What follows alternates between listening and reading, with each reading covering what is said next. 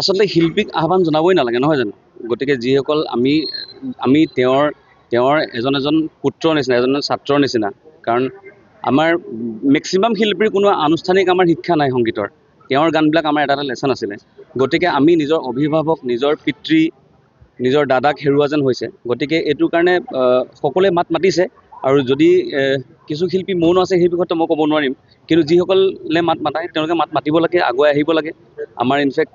যোৱাকালিও গুৱাহাটীত এখন মিটিং হৈ গৈছে আমাৰ কিছুমান আলোচনা চলি আছে মিটিং হৈ আছে বা আমি কেনেধৰণে আৰু আগবাঢ়িব লাগিব কি কৰিব লাগিব সেইবিলাক চিন্তা চৰ্চা চলি আছে অজয় দা আজি ওলাইছে কালি ওলোৱা কথা আছিলে কালি কিবা কেইটামান চিগনেচাৰ থাকি গ'ল বোলে গতিকে আজি ওলাইছে আজি খবৰ লৈছোঁ তেওঁ মাত মাতিছে কিন্তু অকণমান চাগে মাত মতাৰ ধৰণটো চাগে অকণমান উগ্ৰ হ'ল নেকি মই বিশেষ বাইকটো দেখা নাই কিন্তু মানুহৰ মুখত যিখিনি শুনা পাইছোঁ বা যিটো ধাৰা তেওঁৰ লগোৱা হৈছে গতিকে সেই উগ্ৰ হোৱাৰ কাৰণ পৰিস্থিতি আমি ভালে ৰাখি প্ৰতিবাদ কৰিব লাগিব মানে অশান্তিৰ সৃষ্টি নকৰাকৈ আৰু যদি বোলে মানে সময়লৈ বাট চাব লাগিব যদি সময়ত ন্যায় নাপায় দাদাই তো তেতিয়া বাৰু পৰিস্থিতি ৰাইজৰ হাতত আৰু কি হয়তো গম নাপাম ক'ব নোৱাৰিম এনেকুৱা ধৰণৰ তাৰমানে কি হয় বাক্সাত এতিয়া মানুহখিনি প্ৰত্যেকজন মানুহ সেই 19 তাৰিখৰ পৰা এতিয়ালৈকে প্ৰতিজন অসমীয়া মানুহৰ মই চকুত সেই খং ক্ষোভ আৰু এটা এই ন্যায়ৰ অপেক্ষা আমি মন কৰিছোঁ নহয় জানো আমি সকলোৱে গতিকে যাতে এনেকুৱা ধৰণৰ পৰিস্থিতিয়ে যাতে বেলেগ দিশলৈ লৈ নাযায় ন্যায় প্ৰক্ৰিয়াটো সেইটো মই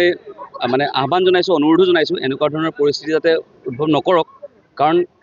যদি এই সুৰুঙা লৈ যদি বোলে আমাৰ যিকেইজন মানে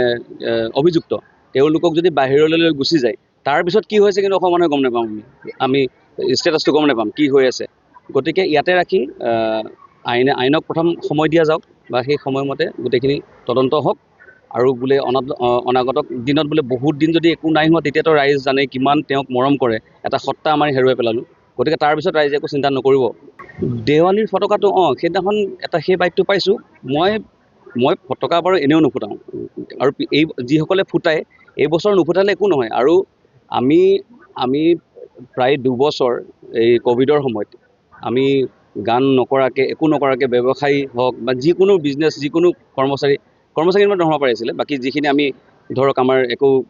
তেনেকুৱা এষ্টাব্লিছ একো হেৰি নাছিলে যাৰ ইনকাম চ'ৰ্চ নাছিলে তো আমি সকলোৱে ভুগিছোঁ 2 বছৰ গতিকে এটা দিৱালীত ফটকা নুফুটিলে সেই দোকানীকেইজনো মৰি নাযায় গতিকে কাৰো একো লোকচান নহয় বৰঞ্চ চবেই এইটো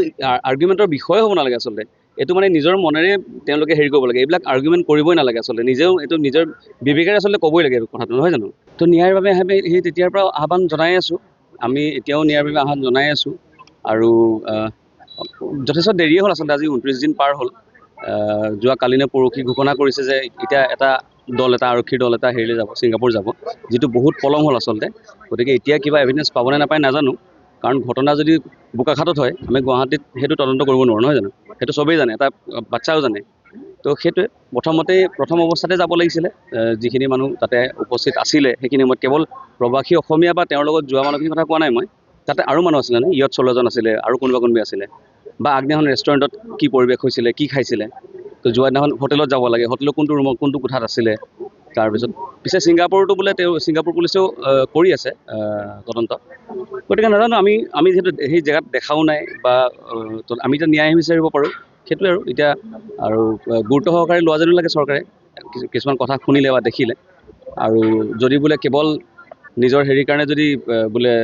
দেখুৱাই আছে ন্যায় দিয়াটো সেইটো এটা ভুল হ'ব কাৰণ এইবিলাক ৰাইজে আৰু সময়টো উচিত বিচাৰ কৰিব মায়াবিনী ৰাতিৰ বুকুত